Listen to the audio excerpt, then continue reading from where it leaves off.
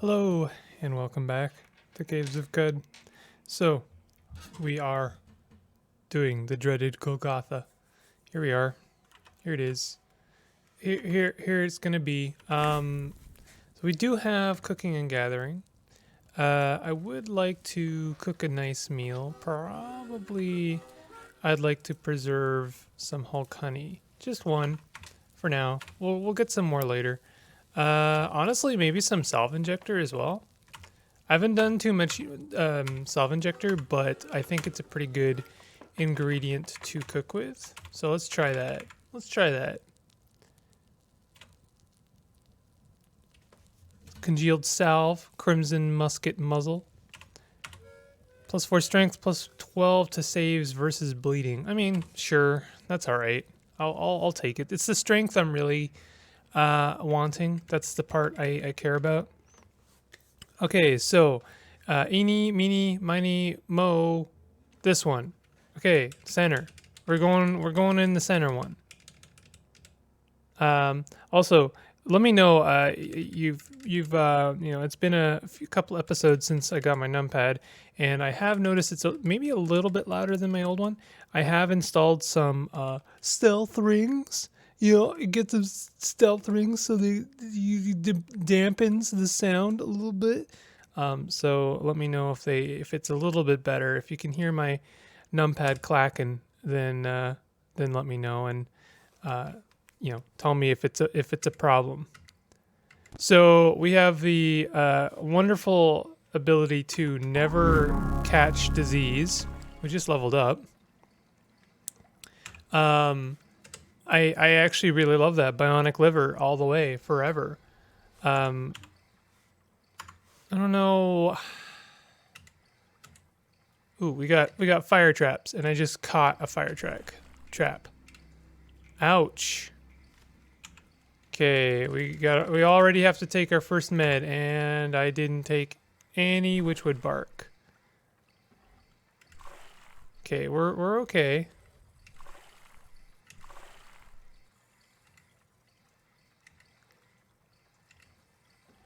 I'm not super happy, but we're okay.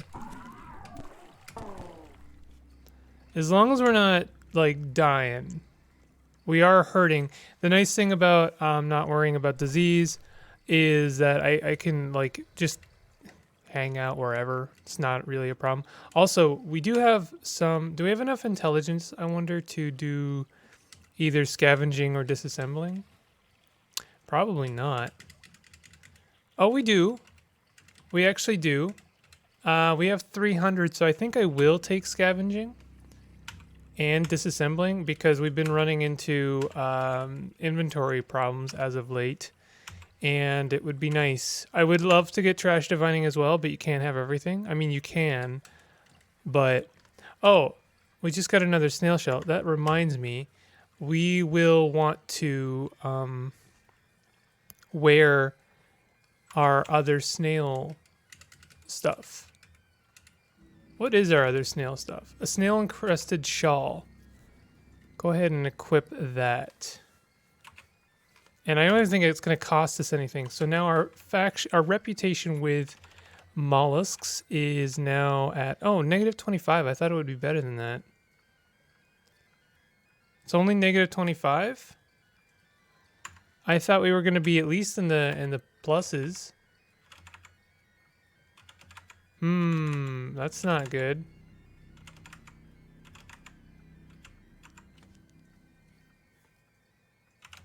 How can we improve this in any way? I'm wondering if I can can I take this other snail shell? Are we wearing a snail shell? We are wearing a lanterned electric snail shell. Can we equip it in our other fists for more mollusk rep? Nope. Wouldn't that be nice though? I really hope -25 is enough, but something tells me no, it's not. And also we have shoot crabs. I've been getting really unlucky with shoot crabs lately. What stunned us just now? I'm not super happy about any of this. Okay, we're gonna have to take a salve. Tonics. I should have bought some witchwood bark.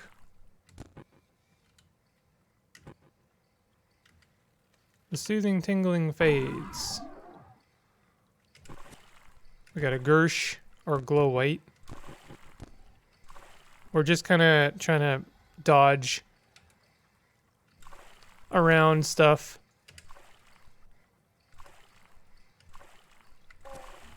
We still have fire traps. Not super happy about the fire traps. We're going to have to take another salve. Stun for a turn. That's not good. This is a kind of a rough Golgatha, I'm going to say.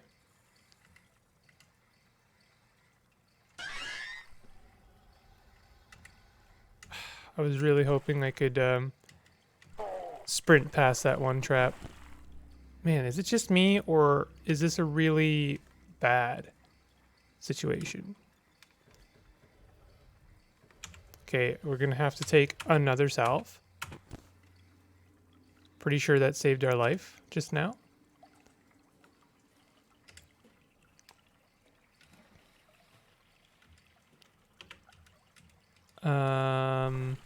Yo, get out of here, glow white. No one cares for your nonsense, honestly.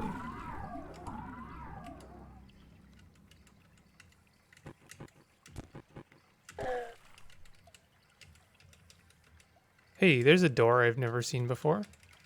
Oh, I get it. That's where the elevator is. Okay, we managed to make it out of there. That was not a great situation. And we're actually not in a great situation still. Why are we being perma-stunned? Okay, slam. Conk. These slimes are really doing a number on us. And now I'm just gonna wait for this guy to come to us, which he doesn't seem to want to.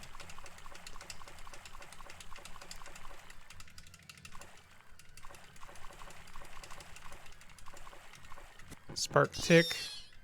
We're gonna slam this guy. I'm not super enthused about anything right now, about any of this. Why are we like enemies to beetle bums? Or giant beetles?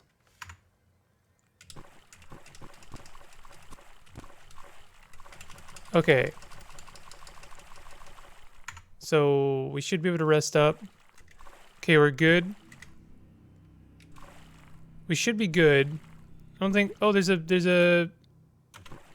Barathramite. What is a Barathramite doing down here? God, there's so much stuff right now. It's really not okay.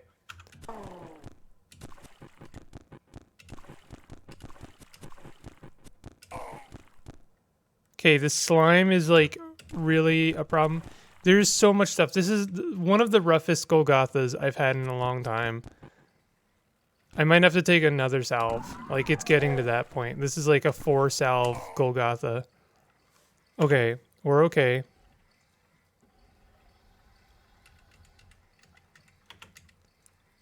Got some nugs. I'm gonna go ahead and take that. Salty, sludgy, slimy, oozing chest. Get out of here, eels. Sick of you. Oh, we have a legendary Barathramite. Loved by the Barathamites, hated by the Neftali tribe, hated by the Issachari tribe. That kind of sucks. Those are two factions I wouldn't mind making friends with, but Barathamite rep is very good. Would you teach me to craft space inverters? Okay, interesting. What kind of stuff do you have? You've got a lot of stuff. Lantern, masterwork, phase harmonic, sharp, phase shift grenades, poison gas grenades, sleep turbo. I had someone in my comments telling me that they wish that allies didn't offer you all of their stuff if you made friends with them. I've talked about this before, but I've come to terms with some of the things that sort of feel cheesy in CUD. First of all, I mean, it's not like it probably won't get nerfed or fixed in the future. It probably will. I mean, the devs and the current state and development of Caves of Qud has been very prone to fixing, things that are cheesy, because I think that the devs are as aware of things that are immersion breaking as anyone else, and are maybe not as not fans of it. But I don't know. I think that there should be some cheese in Qud, just some, not a lot. I think that Qud is a game that is fun because it is so prone to being broken. And the thing is that most of the cheese that is in the game is easily ignored. You can very easily, just don't do it, you know? That's kind of my stance, I guess. I feel like with a game like this, which is possibly the most role-play heavy game that I play. I mean, I think about it a lot, but I don't think that really any other game gets as close for me to an actual immersive experience as Qud does. I know that's strange. I mean, I know we have very high fidelity games like Skyrim and what's that zombie game? I can't remember even what it's called. The one Day After Tomorrow or something. I don't know. We've got a lot of high profile games that have all the immersion. We have Horizon. Horizon's I've heard very good things about Horizon, and I've played a little bit of it and I like it, but it just doesn't do it for me. I don't know. It's I can't. It just feels very gamey. It doesn't matter how much effort is put into. Do we have a gun? We have a displacer, a Sakari rifle. I forgot about that.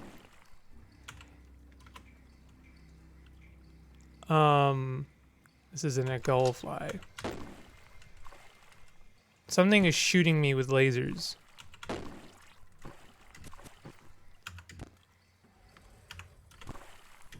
Okay, I gotta hide and heal for a sec.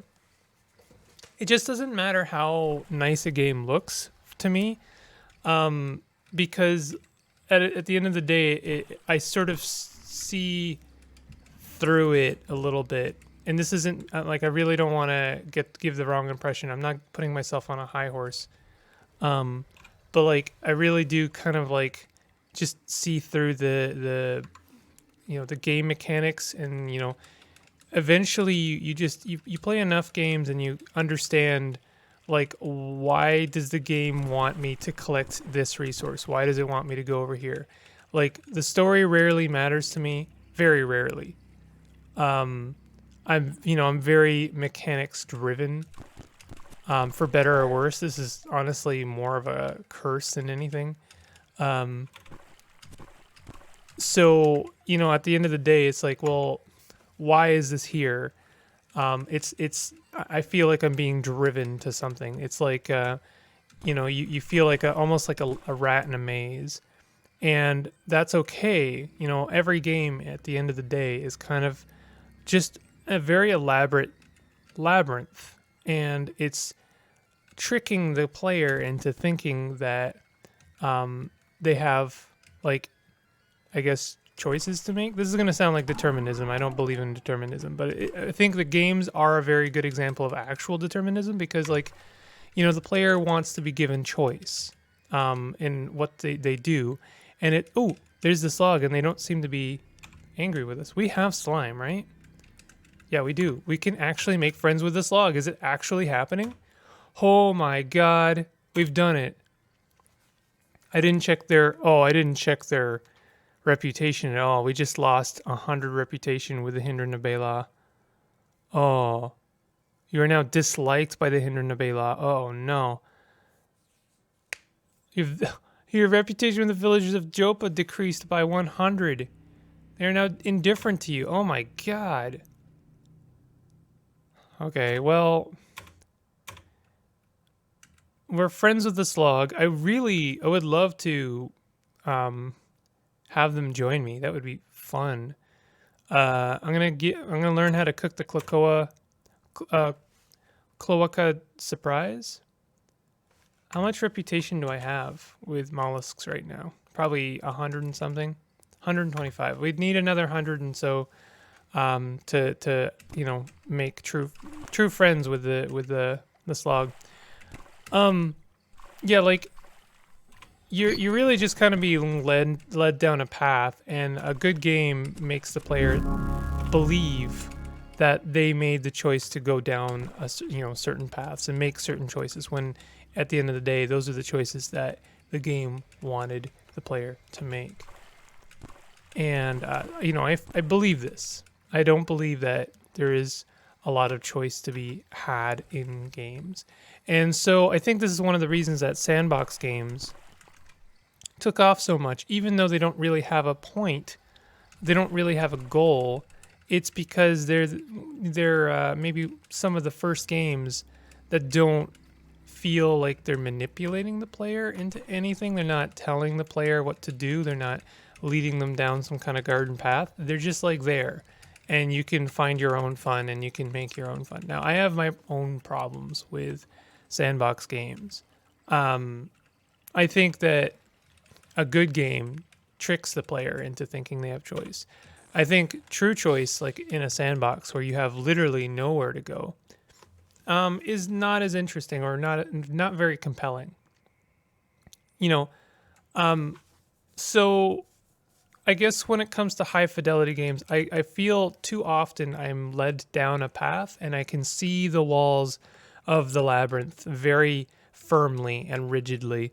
But when it comes to CUD, it's the perfect balance of sandbox meets pointed goal. The game is very unabashedly leading me somewhere. It's telling me that it wants me to do something, and I understand that. But most of the mechanics and most of the layering mechanics and layering kind of parts of CUD aren't there because they want, it wants me to make use of them. They're there as tools for me. And so that's the sandbox part. Like, I don't have to take tinkering every time. I take tinkering because I love tinkering. It's one of my favorite, crafting systems in any game ever, because it is so flexible, because it is so perfectly balanced. I really do believe that, because it is so simple. You've got all of these bits, but all that really means is that some parts are rarer than other parts. And if you want to build a really high tier weapon or armor or mod, then you're going to have to scrounge around a little bit harder. So, CUD for me, it fits that perfect balance of immersion, because I see the walls, of course, but the game is unapologetic about those walls. And instead, to really actually walk the path that CUD wants me to take requires an investment on my part, and the investment is mostly in the sandbox. And so I end up having actually a lot more choice and freedom than, in a lot of other games. I guess Skyrim is a bit like that as well. I just don't, I don't know. Skyrim rubs me the wrong way sometimes. Skyrim is always the game that comes to mind for me when it comes to high fidelity sandbox experience. And I really want to like it. And maybe I'll even do a playthrough at some point of it. But I just find it so, I don't know, bland. I don't know what it is. Maybe I don't like the Elder Scrolls universe. Maybe I don't like the quests. I don't know what I'm doing here, but it's not very smart. Oh, we have a Beetle.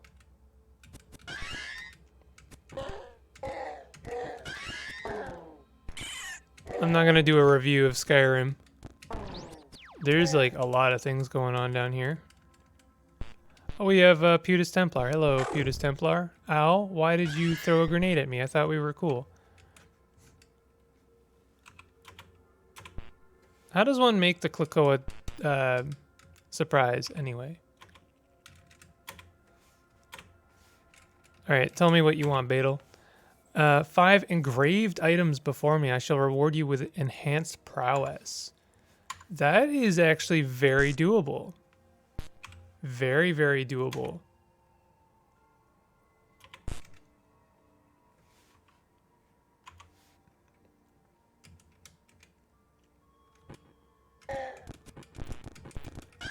I don't know why I felt the need to, you know, talk about Skyrim and Cud, but, you know, here we are. You got to talk about something, right? I guess we're talking about immersion, and like specifically when it comes to Cud, you can do yourself a disservice.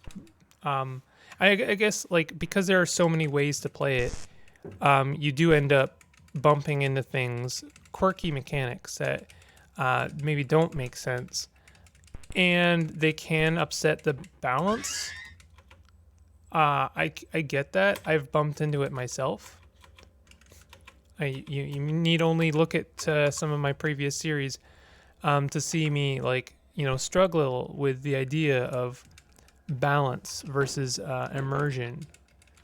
And, you know, I think that Cud is a difficult game. I really wish our character did not open that door. We're just gonna go downstairs.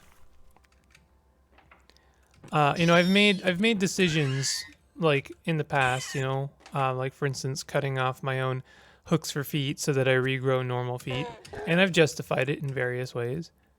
And you know, you can disagree with those decisions, but now the choice is no longer in my hands. I can no longer do that.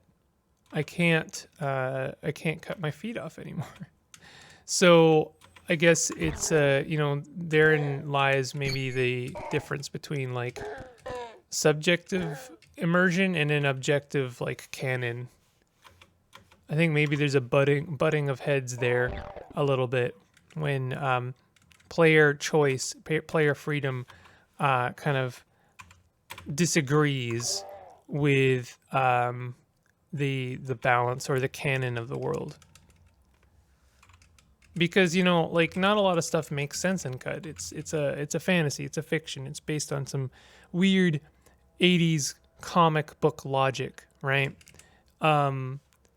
And that's fine. That's exactly, you know, that's what I enjoy. I like how weirdly nonsensical it is.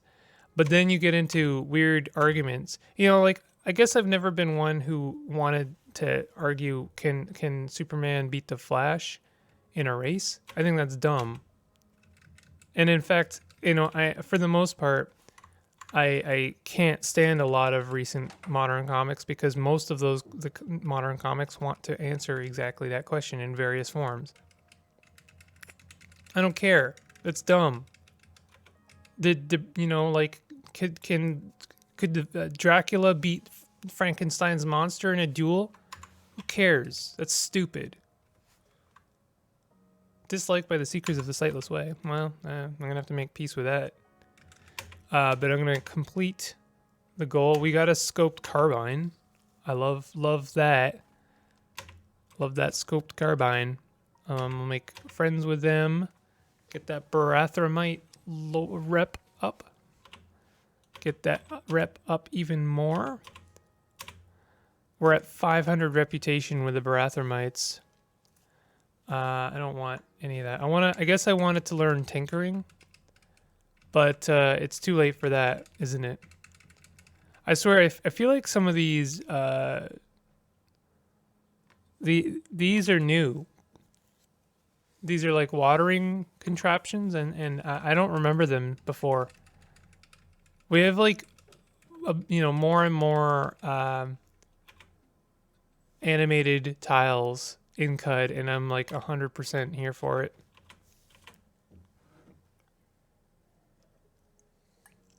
I'm gonna steal this cybernetic. That's mine now. Oh my god. Oh, my face just exploded. Alright. Wait. Am I... Oh, I didn't take the thing, the quest? Hold on. Loved by Barathenites, hated by the Farmers Guild, disliked by crabs. Why is it always crabs?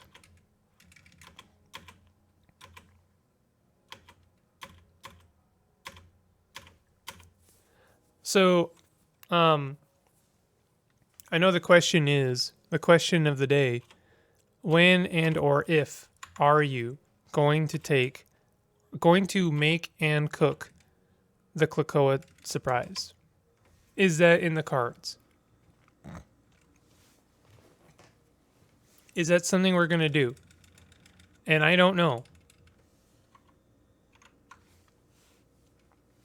I couldn't tell you, honestly. I really don't know. Maybe, but like we're a Truekin, it would almost completely spoil this run. Oh, Elastian gloves have a new tile. Those look really cool. I love that. That's really cool. EMP grenades, those could be good. We got some nice stuff here. Missile launcher, skulk. Ooh, engraved. Well, we don't want to have to buy... We don't have to spend money on engraved stuff. We can find enough engraved stuff. We'll find it over time. Ooh, stained weird artifact. I gotta go find a chair and examine some artifacts. Electrified freezing steel warhammer. Okay. What are these? Metal folding chairs. We can treat these as scrap and disassemble all. Alright. And then we have one more weird artifact. It is a tubular hydrojet, excuse me. Implant. Plus 200 move speed while swimming. Destroyed when uninstalled. Feet. Only compatible with Truekin genotypes. That's a new one. I have never seen that one before. New one on me, anyway. That's really interesting. Why would... I don't know. Move speed in water kind of sounds neat, actually. I think I would like to take that. Let's install some cybernetics. Actually, we'll upgrade our license a couple times. So it now costs 2 credits. So we're at license tier 9 or 10. Install. I would like to have both of these. Let's do the fire one first. We'll replace bionic liver. I want to keep bionic liver for a little bit longer. Install tubular hydrojets in the feet. And we're good. So we get plus 200 move speed in the water. That'll be useful rarely, but you never know. It might actually save our life. Like, that's really nice. Let's eat some porridge. Whenever you eat an unfermented yuck wheat stem, you release an electrical charge per electrical generation at level 5. Okay, so we need to talk to Otho. Ready to discuss the signal? Yes, I do. I will return the data. And then we gotta go talk to Q Girl. Gotta wake her up again. Sorry to wake you up. Otho informs me that you have a method for decoding the signal. And so now I think we're good to go decoding the signal. Our next step is Bethesda Susta. And I'm not ready for that. No siree. No, we are not ready for Bethesda Susa, not by a long shot, even though I do have a carbine gun now. I wonder if we can even go to Bela now. We are like disliked by them. Like I wonder if I like showed my face at all. Oh, our sniper rifle is rusted. I gotta get that repaired. But we have a Masterwork scoped carbine. That's really, really nice. Where is our friend here? Is it Darty?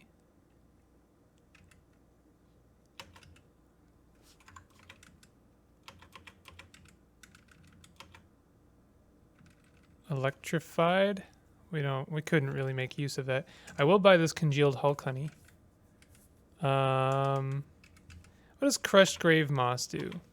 Adds powerful plant-based effects to cooked meals. I don't know.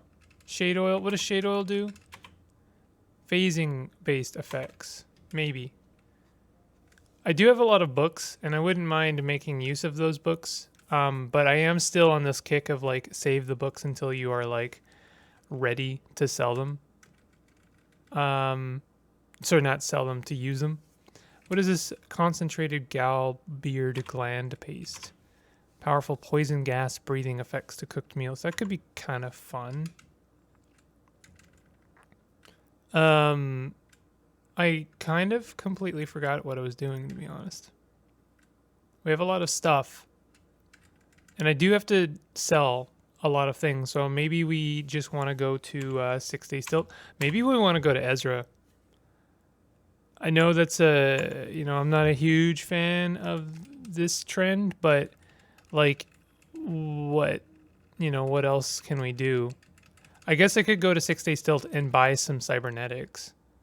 We could always use some more cybernetics, and we could be, start planning for the future. Also, so what shift R recoiler? Let's go to Jopa.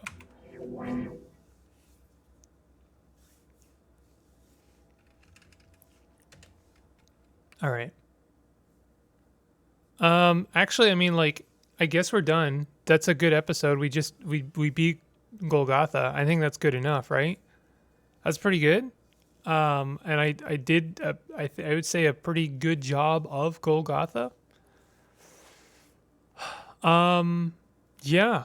So we got some new cybernetics. In the next episode, I am going to make my way to the 6 Day Stilt, and we're going to sell a bunch of stuff, and we're going to buy some more cybernetics and maybe some jewels. Maybe not some jewels. I seem to recall they only sold figurines. I don't know. We'll play it by ear. Maybe I'll do some ruin diving. It's a little early. We're only level 15, but that's not bad. In any case, if you enjoyed this episode, definitely hit that like button. Consider subscribing if you're new to my content. And I'll see you guys next time. We'll start making that sweet, sweet sandbox progress. Take it easy.